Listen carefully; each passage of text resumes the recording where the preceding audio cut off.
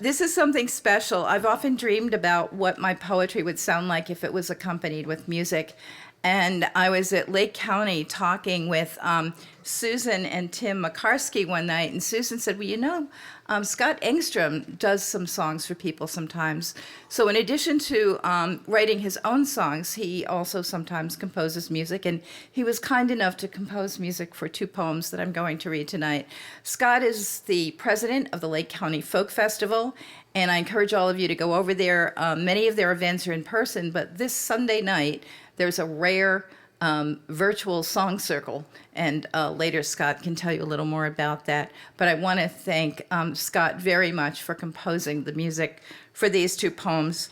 The first poem is called Good Morning Ocean, and I'm going to dedicate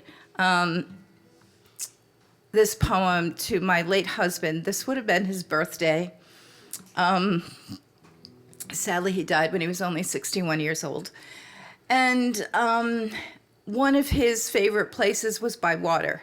So Rockport, Massachusetts by the ocean was one of our favorite places to go.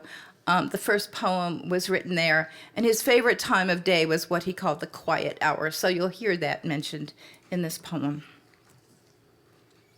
Good morning, ocean. The sun glistens on the still cold water. I swim meditatively to cleanse my body and spirit. The cares of the past year flow out to sea.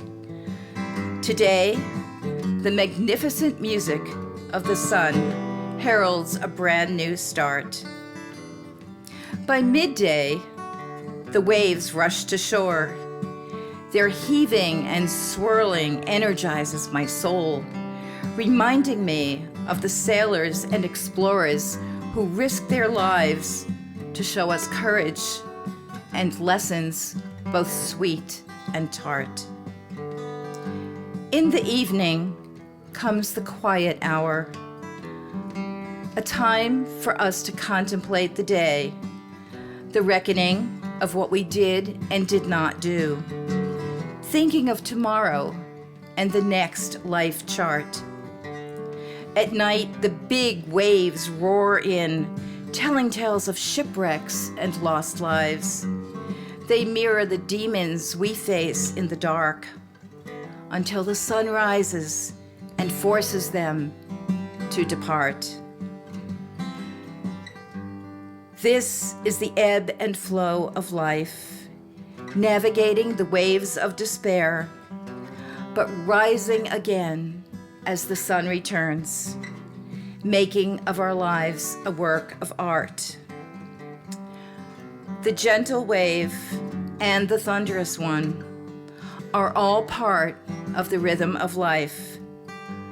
So each evening, as the sun kisses the sea, I hear the sea say, "Be courageous and wild at heart." Thank you. Thank you, Scott Engstrom. The next poem is Trees, and this was written for Earth Day, which was last Saturday, and for Arbor Day, which is this Friday. Trees. Winter lingers too long, with its barrenness and brownness. It keeps my soul dormant. I yearn for the trees that signal renewal and teach us their ways. Be like the weeping willow, whose yellow leaves portend the coming green. Allow your sinewy self to blow gently in the wind. Envelop those around you with beauty and grace. Let death turn to resurrection. Be like the mighty oak with its simple leaves, yet great strength. Give fortitude to those in need and fire to those whose hearts are cold. Spread the acorn of life while reaching skyward. Be like the stately maple with its summer whirlybirds and syrupy sugar. Delight children with joie de vivre. Show your durability and your sweetness. Color the world with your vibrancy.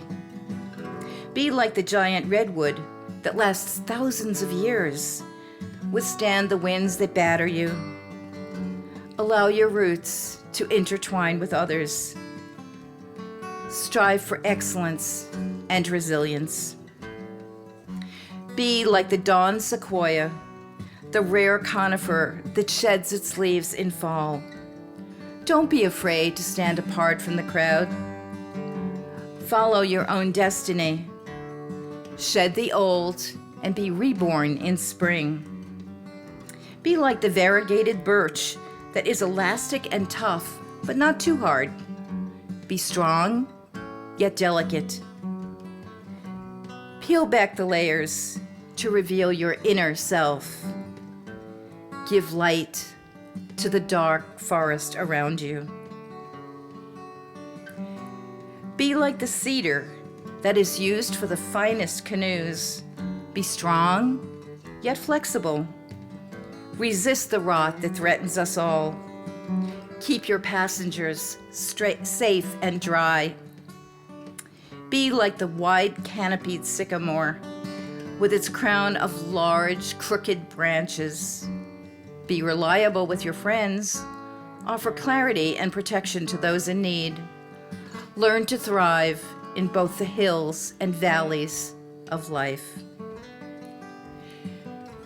Be like the spruce, the walnut, the ebony that produce dulcet and soul-stirring tones. Bring music to our troubled world. Whether high notes or blue notes, be your own luthier and sing your song for all to hear. Be like the apple tree that offers flowers in spring and fruit in summer. Give sustenance to those around you. Spread your seeds of hope. Heal those who cross your path. Be like the redbud that arrives early in a profusion of pink. When others dwell in darkness, blossom. Share your beauty with the world in a profusion of joy and love. Be like the olive tree, that tree of life that grows even in war-torn lands. Bring peace to all whose lives you touch. Be a sign of wisdom and fertility, of stability and tranquility. Whether you are the lone tree in the field or the one that helps create the great forest, the one whose scent lifts our spirit, or the one that offers protection, sustenance, or beauty, be the beacon of rebirth in the spring.